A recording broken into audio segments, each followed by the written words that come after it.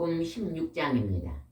신약성경 제일 앞에 빨간데 마태복음 16장입니다. 가정에서 예배 드리시는 분들도 말씀을 찾으셔서 같이 읽으면서 나누시기 바랍니다. 마태복음 16장입니다. 저희 여수 성령치유센터에서는 현대인의 성경으로 예배를 드립니다. 16장 우리 제일 위쪽에 한번 제목을 한번 읽어보겠습니다. 시작. 기적을 보여달라. 제목이 기적을 보여달랍니다.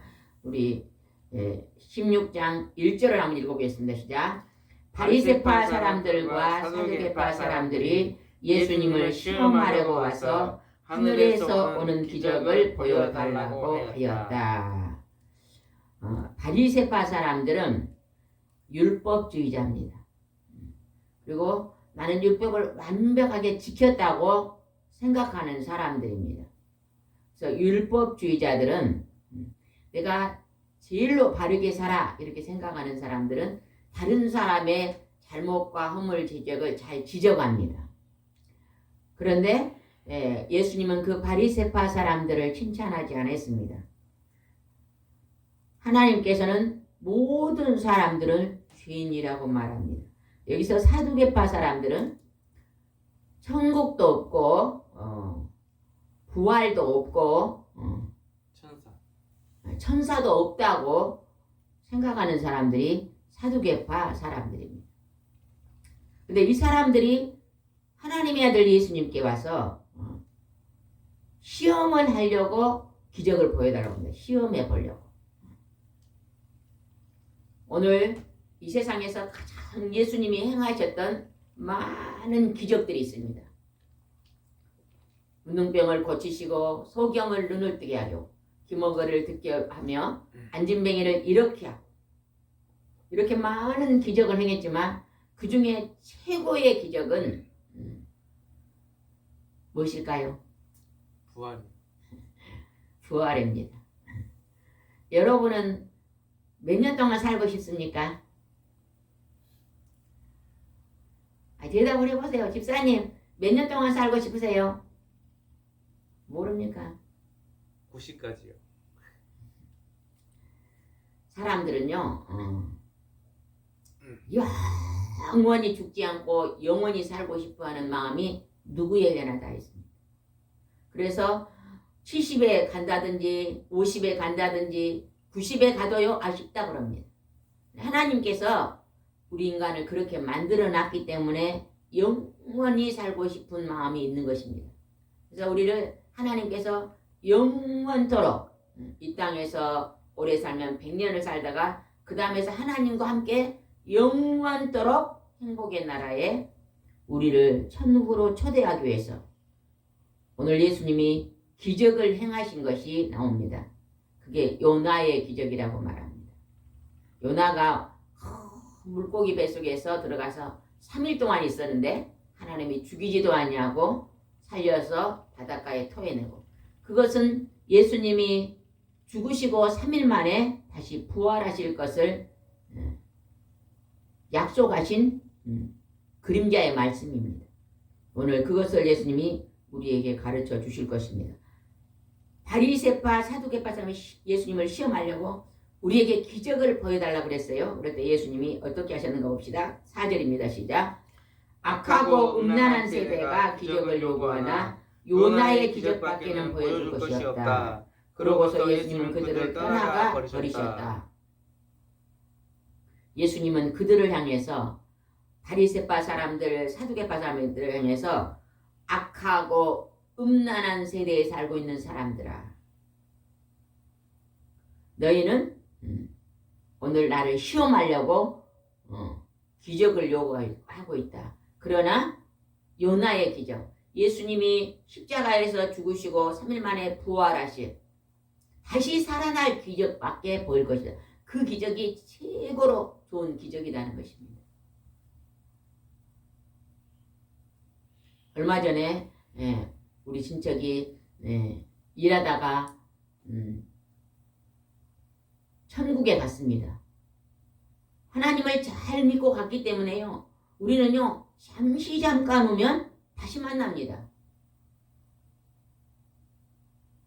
우리가 만약에 있잖아요. 다시 만남이 없으면 어쩌겠어요? 굉장히 슬플 것입니다. 그러나 우리가 이제 10년, 20년 후에 곧 가까이 그 반가운 얼굴을 다시 만날 수 있습니다.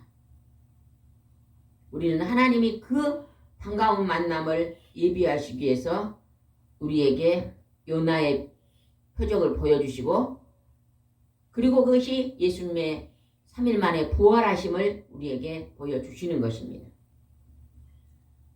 그 다음에 6절 한번 읽어봅시다. 6절 시작. 예수님이 제자들에게 너희는 바리새파 사람들과 사두개파 사람들의 누룩을 조심하라 하시자. 바리새파 사람들과 사두개파 사람들을 조심해라. 그 사람들은 하나님이 기록하신 말씀과 그의 아들 예수 그리스도의 가르침과는 다른 말을 하고 있다는 것입니다. 틀린 말을 하고 있으니 조심해라. 우리는요, 사람의 말에 귀를 기울이면 안 됩니다. 우리는 언제나요, 사람들은 많은 말을 합니다. 그러나 그 사람의 말을 다 우리가 따라가면 안 됩니다. 우리는 하나님께서 기록하신 하나님의 말씀을 순종하고 따라가는 것이 최고의 복받는 길입니다. 또는 우리가 어떤 사람을 만나면요, 좌우로 치우쳐 있는 사람들은 우리가 말씀으로 제시해주고 그들을 잘못된 길에서 돌아오게 하는 것이 우리의 일인 줄 믿습니다. 12절 보겠습니다. 12절. 그제야 제자들은 예수님이 빵의 누룩이 아니라 바리새파 사람들과 사두개파 사람들의 가르침을 조심하라고 말씀하신 것을 깨달았다. 아까 얘기했죠? 사두개파 사람들은 천국도 없고 부활도 없고 천사도 없다고, 내세가 없다고 말합니다. 전부 다 이 땅만 존재한다. 이 땅에 있다가 끝이다. 이렇게 말합니다. 그러나 바리새파 사람들은요, 613개의 말씀을, 율법을 다 지켰다고 생각하는 사람입니다. 그래서 겉으로는 아주 거룩한 척 하는데 예수님이 그들을 향해 뭐라 그랬어요? 회칠한 무덤이다 했잖아요.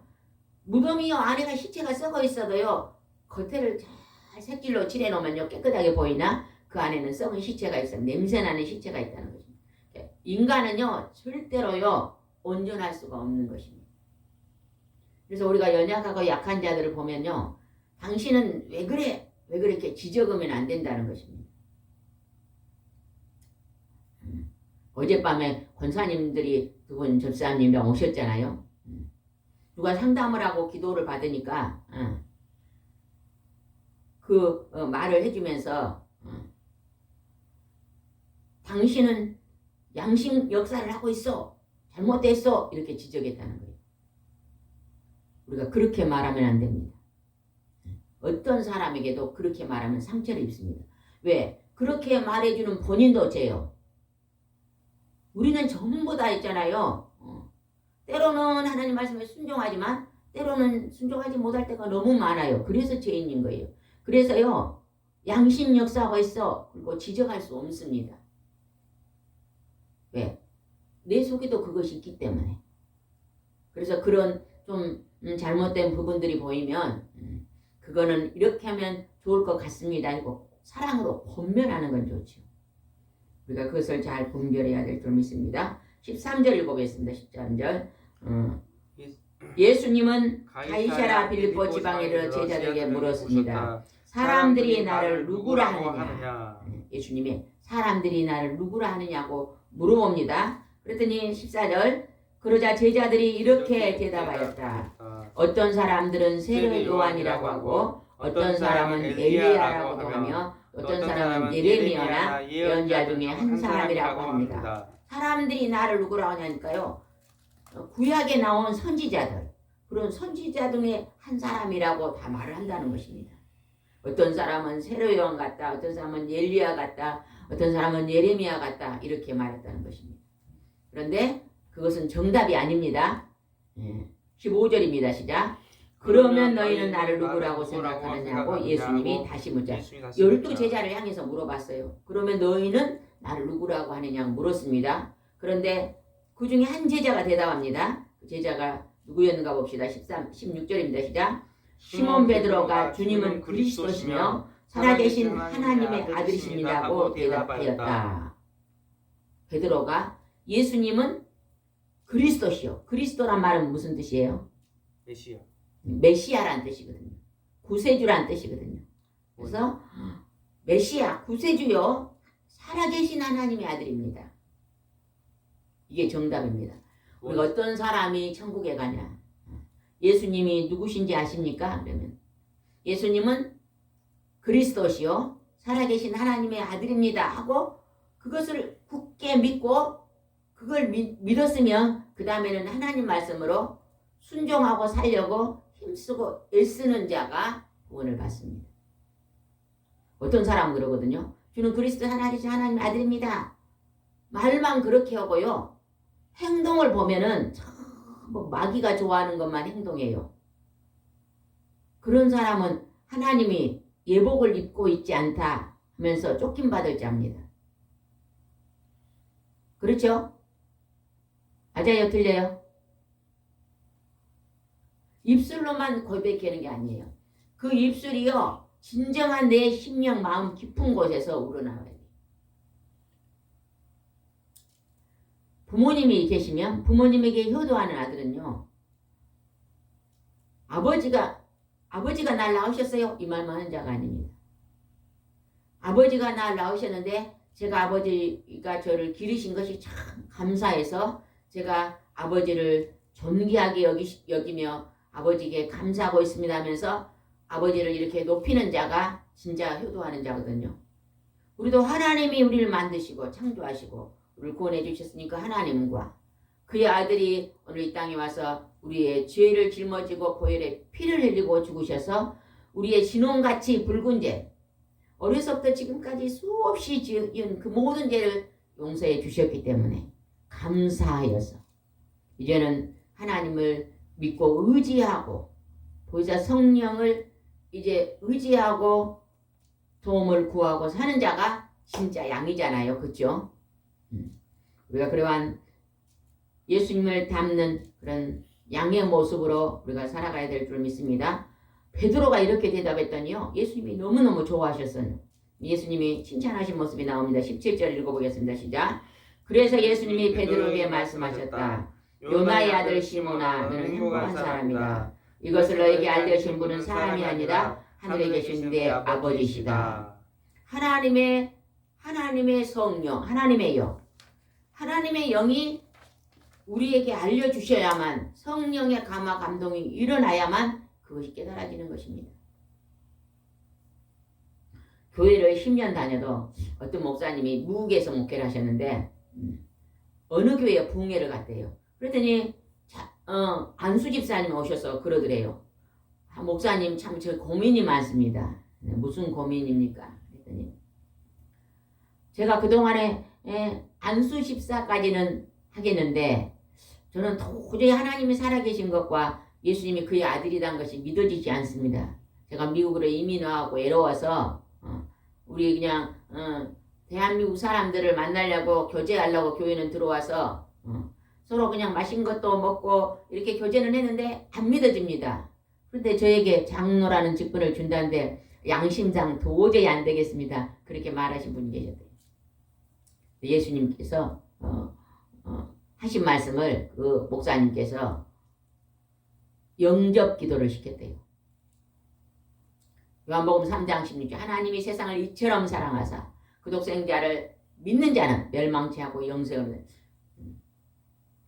입으로 시인하는 자는 그리고요 나는 어디서 와서 어디로 가는지 알지 못해 영접 기도를 시켰더니요 그 장로님이 그제서야 제가 이제는 하나님이 살아계신 것이 믿어집니다 하면서 제가 이제 장로라는 직분을 맡아도 믿음이 갑니다 그랬다는 것입니다. 지금 저곳에 성도님이 한 분이 어제도 어떤 집사님이 오셨잖아요. 남편분 교회를 한 번도 안 다니고 몸이 많이 아프시기 때문에 안 가셨는데 제가 가서 몇 번 예배를 드렸는데 우리 전도사님이랑 가서 한번 영접 기도를 꼭 한번 해주면 좋을 것 같아요. 그래서 몸이 많이 아프시고 언제 하나님 부를지 모르잖아요. 그러나 영접 기도를 딱 시켜놓으면요. 그가요 몸이 불편해서 걸어서 교회를 나올 수 없을지라도 골방에 앉아서도 예수를 믿다가 구원을 받을 줄 믿습니다. 그 다음에 18절 읽어보겠습니다. 18 시작. 너는 베드로이다. 내가 이 반석 위에 내 계열을 세우겠다. 지옥의 권세가 이기지 못할 것이다. 19절. 내가 하늘나라의 열쇠를 너에게 주겠다. 내가 무엇이든지 땅에서 매면 하늘에서 매일 것이며 땅에서 풀면 하늘에서도 풀릴 것이다. 베드로에게 이렇게 약속했지만 오늘 우리도요 예수님은 그리스도시요 구세주요 메시아요 하나님의 아들이십니다. 믿는 우리에게도 하나님께서 베드로에게 주셨던 똑같은 은혜를 우리에도 주십니다. 베드로에게 반석 위의 교회를 세운다 그랬잖아요. 그래서 우리 이름 위에 교회를 세우는 것입니다. 그래서 우리가 열심히 나가서 누군가를 전도하고 그들을 돌아보고 그렇게 할 때 하나님이 그 영혼 속에 보혜사 성령의 기름을 부어서 은총을 베풀어주고 그가 구원의 백성으로 만든다는 것입니다. 하늘의 열쇠를 기도는요 천국 문을 여는 열쇠다 그러잖아요. 기도는요. 여러분이 우리의 기도는 하나님의 뜻대로 구하는 기도는 하나도 땅에 떨어지지 않습니다. 그 때가 오늘인가 내일인가 몰라요. 그러나 반드시 하나님은 우리의 기도를 반드시 응답해 주고 계심을 믿으시기 바랍니다. 아멘. 몸이 아프신 분들은 예수님 하나님 제 몸을 건강을 주십시오 하고 기도했으면요. 그 다음에 이제 하나님이 이미 고쳤다고요 선포하시고 담대하게 사시기 바랍니다. 그 질병에 매이지 마세요. 아유 병들어 죽으면 어쩔까 하면서 두려워하지 마세요. 죽음도 두려워하지 마세요. 왜? 죽음 후에 부활 있잖아요. 그래서 하나님은 오늘 베드로가 고백하는 그 고백이 우리도 고백할 때 그러한 똑같은 복을 허락하여 주실 줄 믿습니다. 20절 읽어보겠습니다. 시작. 그러고서 예수님은 제자들에게 자기가 그리스도라는 것을 아무에게도 말하지 말라고 주의시키셨다. 왜 내가 구세주고 메시아다고 말하지 말라 그랬을까요? 십자가에 빨리 못 박히니까요. 지금요 예수님이 그리스도라면요 대제사장 율법학자들 서기관과 바리새인들이요 예수님을 십자가에 못 박게 막 죽이려고 막 하고 있잖아요. 그리고 또 너무 많은 무리들이 지금 예수님을 쫓아오잖아요. 그러니까 예수님은 지금 말씀을 12명의 제자에게 말씀을 가르쳐 놓고 기적을 보여주고 하나님이 하시는 일을 보여주고 마지막에는 3일 만에 부활하신 것까지도 보이시고 이 만백성을 전도할 수 있는 그 믿음을 심어주는 3년 반 동안에 믿음을 우리 속에 그 제자들 속에 믿음을 이제 자라나게 하는 일이 사명이었습니다. 그리고 예수님은 죽으시고 부활하신 것이 근본 목적이었거든요.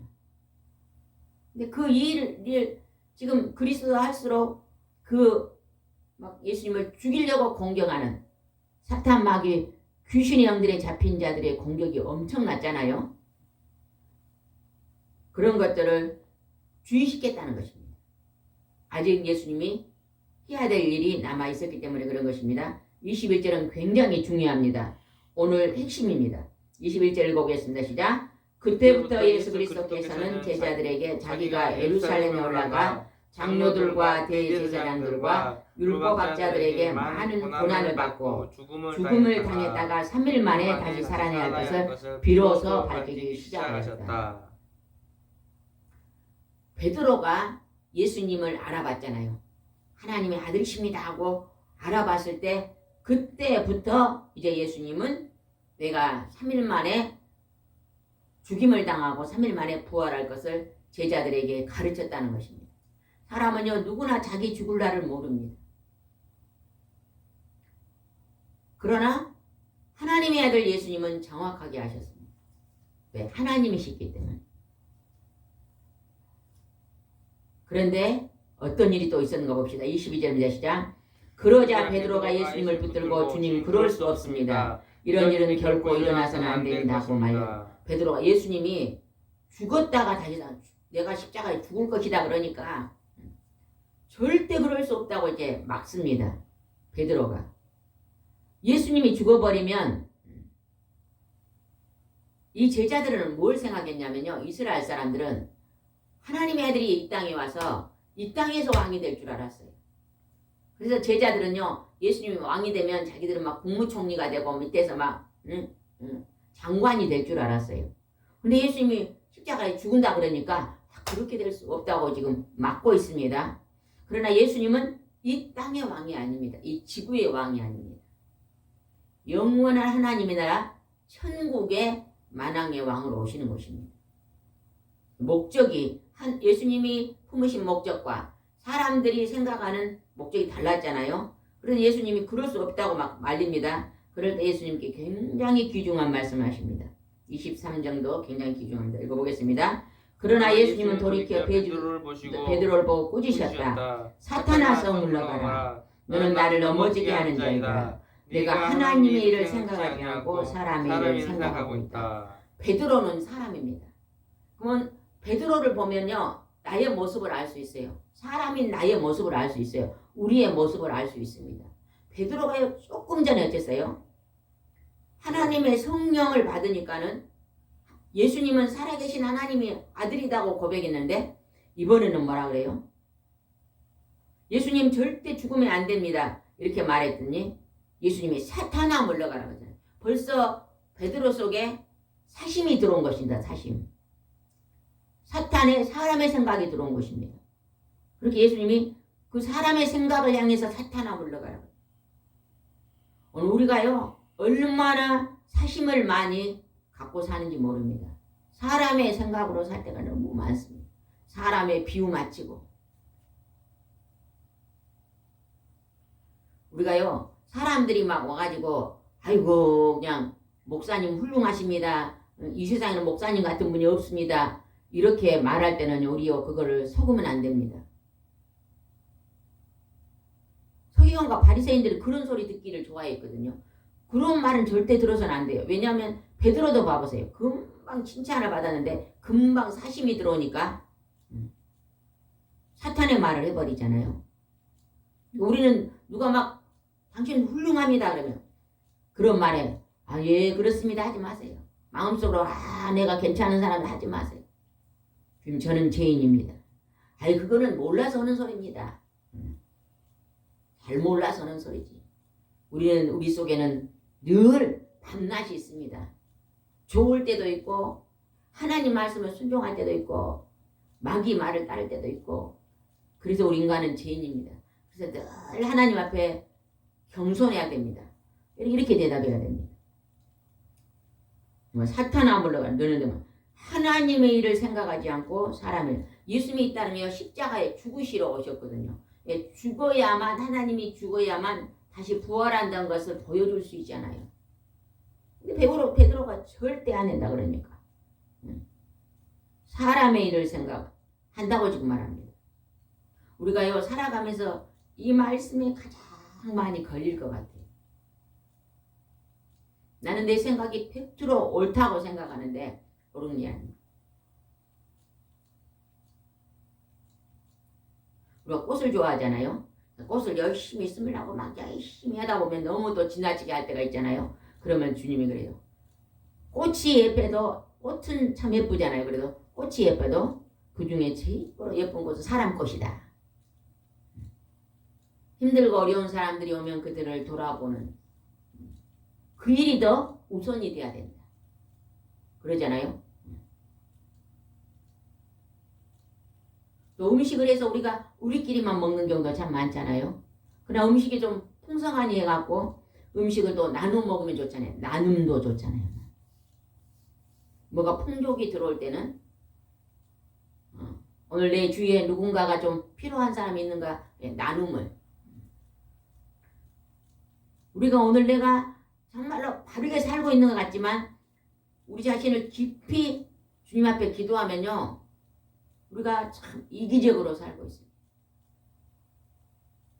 하나님 말씀에 순종을 많이 한 것 같아도 깊이 들어가면 많이 순종하고 살지 않습니다.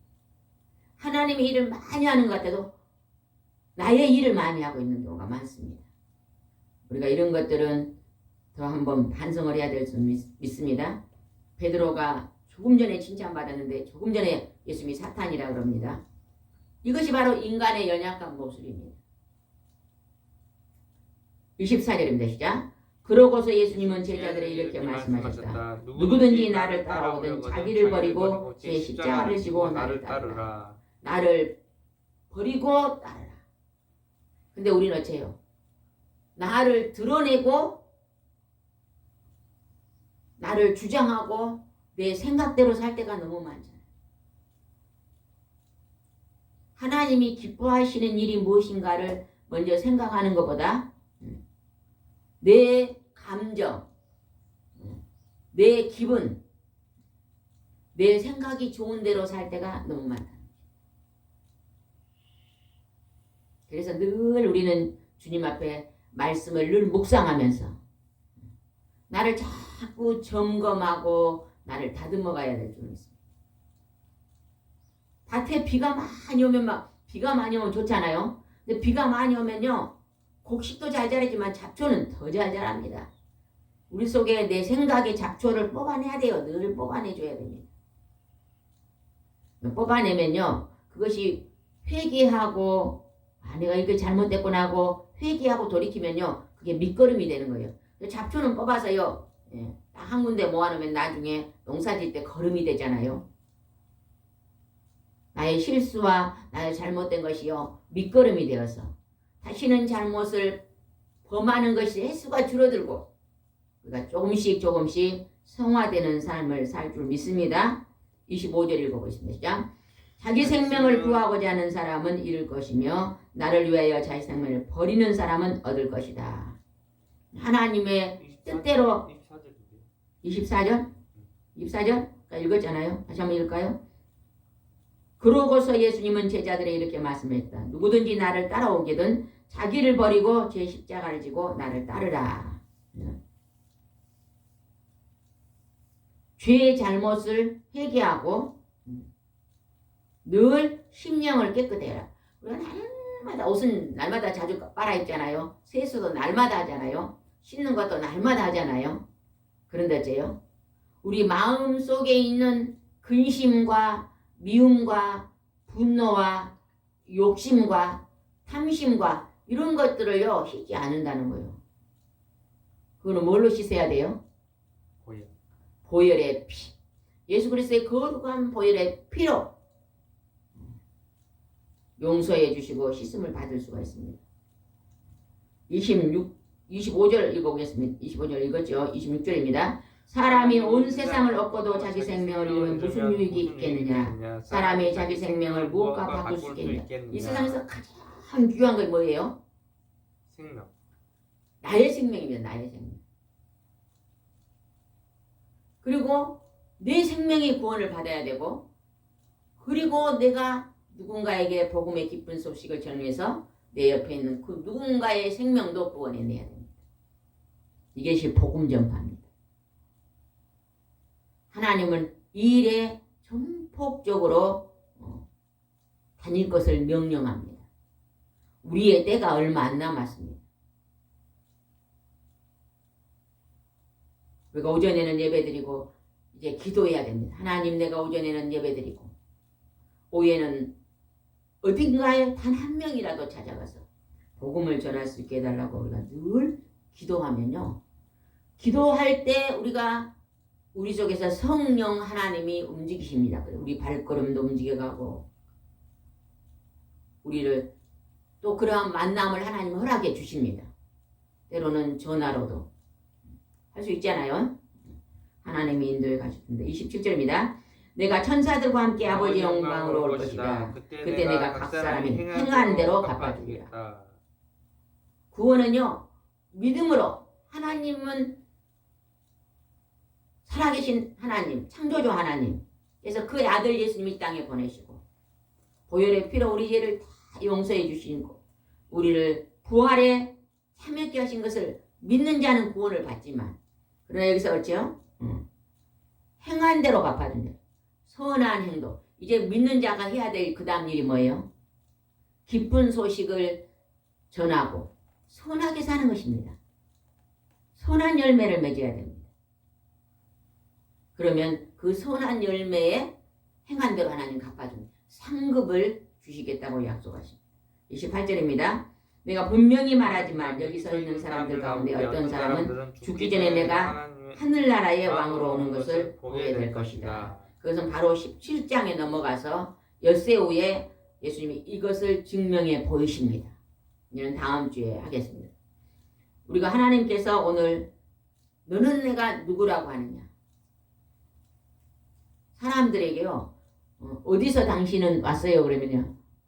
엄마 아버지가 나왔어요. 어디로 갑니까? 죽으면 귀신이 돼서 떠다녀요. 제사밥 먹으러 와요. 그런 사람 많지, 안 믿는 사람들. 우리 믿는 사람들은 정확히 알잖아요. 하나님께서 와서 하나님께로 돌아간다. 오늘 이 기쁜 소식을 만방에 전하시고 오늘 이 동영상을 보내신 분들도 믿지 않는 자들은 가까운 교회 가서 꼭 예수님을 믿으시고 천국 백성이 되시기 바랍니다. 수고하고 무거운 짐진 자들아 다 내게로 오라고 하나님께서 말씀하십니다. 예수님께서 말씀하십니다. 누구든지 다 오면 제 용서함을 받고 구원을 받습니다. 그리고 영원한 지옥불에 들어간 게 아니라 영원한 행복의 나라 천국에 들어갑니다. 우리 모두가 그 반열에 들어갈 수 있도록 우리 모두 주님 앞에 순종하는 삶을 살아야 될 줄 믿습니다. 기도드리겠습니다. 좋으신 하나님 아버지 감사합니다. 예수님은 요나의 기적밖에 보일 것이 없다 하셨고 예수님이 죽으시고 3일 만에 부활하신 기적이 최고의 기적이라고 약속하시며 제자들에게 너는 나를 누구라고 하느냐? 주는 그리스도의 살아계신 하나님이라고 말씀할 때 너는 그걸 알게 하신 분이 하나님이었다고 베드로에게 반석 위에 교회를 짓겠다 약속하셨습니다. 오늘 믿는 자 위에 오늘 많은 영혼들을 전도하는 사명을 주시고 하나님의 교회가 날마다 풍성해지고 계심을 우리는 믿습니다. 오늘도 귀한 생명을 건지는 열매가 차고 넘칠 수 있도록 축복하여 주시옵소서. 오늘도 함께 하시고 인도할 줄 믿사옵고 예수님의 이름으로 기도드리옵나이다. 아멘.